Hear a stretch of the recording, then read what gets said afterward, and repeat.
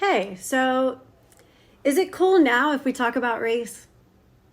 I mean, I'm talking mostly to my white friends here because so many of you have been a victim of white fragility and have been in denial that white fragility even exists. So let me just give you a heads up. If you are not racist at all and you have a good heart, that you truly believe that you are continually checking your biases that you might not even be aware you have, and you're not at all racist, then you should never be defensive when race is brought up. You should never jump to the defensive side. You should never go straight to the questioning of the background, the context, and what happens after to deflect from the situation at hand. Being defensive is white fragility. Simple. Get over it. Listen, I am so grateful to see many more people outraged by this than have been by similar situations in the past. Because a lot of them, without even meaning to, don't take the time to really check their bias. I know that I am continually checking my bias because I can't relate.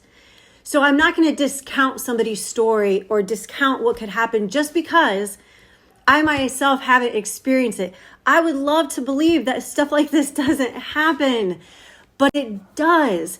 And why did it take this video clip for people to realize?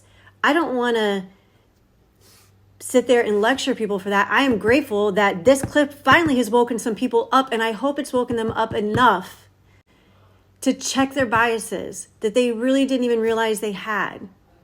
Why did it take witnessing the last breaths for some of you to realize that this happens? It obviously wasn't the first time. So if a child grows up in a dysfunctional home, an abusive home, we tend to understand why they might act out when they're older, or why they're angry, or why they have a distrust for people. And we understand it. But why haven't we acknowledged the dysfunctional relationships that minorities have had with the United States their whole lives? And if you say, and you want to just go to the fact that, yeah, but we've progressed so much. Have we?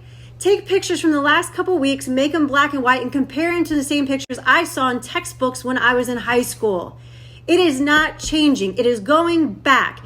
The underlying racism that was apparently addressed in the civil rights never died. And it's alive again. So what side of history are you going to be on? Are you going to be understanding why people are angry, or are you going to be mad at them for being angry? Why don't you listen, sympathize, empathize, and go from there?